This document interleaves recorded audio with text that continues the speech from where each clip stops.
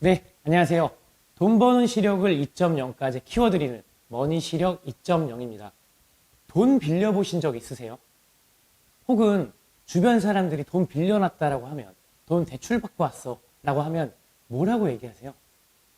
예, 아무래도 우울한 시선이나 아니면 좀 짠한 그런 느낌으로 쳐다보기 마련이죠. 문제는 이 인식을 바꿔야 합니다.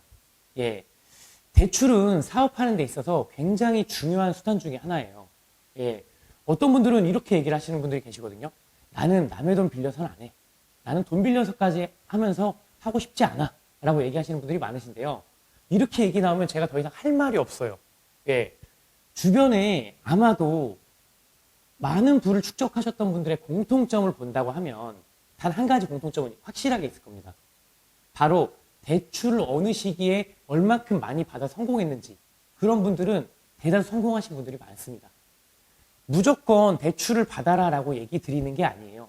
준비되어 있어야 대출을 받고 실행시켜서 유연하게 나갈 수 있다는 건데, 그런 부분에서 유연함이 너무 떨어지시는 분들이 많습니다. 대다수의 보통 사람들의 부를 축적한 것들을 보게 되면 주식이나 부동산이나 아니면 뭔가의 시세 차익을 위해서 돈을 버신 분들이 생각보다 많습니다. 물론 사업으로 인해서 돈을 버는 것들이 가장 합리적인 방법이겠지만, 사업에서 벌었던 돈으로 어느 순간 되면 종잣돈을 마련해서 그걸로 인해서 더 큰 투자를 얻게 되면서 버는 수익들이 많다라는 그런 뜻이거든요. 이렇게 얘기가 나오면 뭐 위험한 얘기 아니냐, 좀 너무 어려운 얘기 아니냐 말씀하시는데 맞습니다. 예, 맞아요. 부인하지 않겠습니다. 제 말은 주식이나 부동산을 하라는 얘기가 아니라 뭔가의 목적이 있고 그 꿈을 달성하기 위해서는 주식이나 부동산 그 외에 여러 가지 요소들의 기타 종잣돈을 마련할 수 있는 그 대출을 받는 것을 두려워하지 말라라는 그런 뜻입니다. 제가 한 가지 일화를 하나 말씀드릴게요. 예, 제가 친분 있는 굉장히 사적으로 알고 있는 동생입니다. 사업도 열심히 했고요. 예, 공장을 임대받아서 그로 인해서 제품도 열심히 만들었습니다. 시간이 지나고 나니까 어느 정도 수익도 많이 제법 생겨날 그 즈음이었어요. 아마 제가 기억하건대 한 7, 8년 전쯤, 예, 그때 저는 바로 얘기를 했습니다.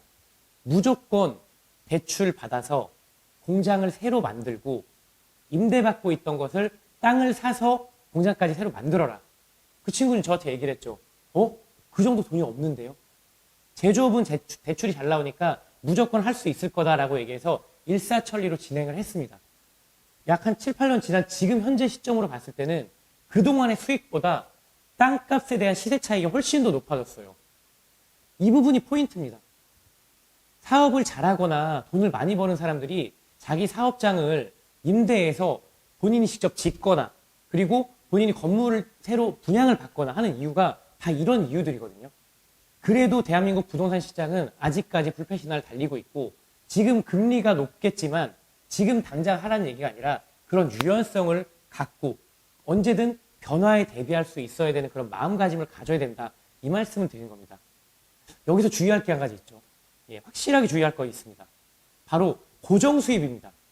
고정수입이 없이 그냥 내가 무언가를 사서 시작하겠다라고 하는 건 굉장히 큰 위험이고 굉장히 큰 도박입니다. 이것이 바로 투기죠. 예, 고정수입이 없으면 사람은 급해지고 이자를 감당할 수 없는 영역까지 들어가게 되면 금방 또 팔게 돼 있어요. 시세 차익은커녕 손해보고 파는 경우들도 굉장히 많죠. 예, 안정되게 수익을 더 많이 얻기 위해서 대출은 정말 중요한 요소 중에 하나인데, 그 부분에 대한 준비감이 없이 터무니없이 너무 큰 목표를 가지고 큰 꿈을 가지고 허황된 꿈을 가지고 시작하는 것은 정말 큰 무리라는 그런 말씀을 좀 드려보고 싶습니다. 안정된 마음가짐과 전략적인 대출은 더 많은 부를 축적할 수 있다는 말씀 드리면서 제 영상이 괜찮았다면 구독과 좋아요를 부탁드리겠습니다. 감사합니다.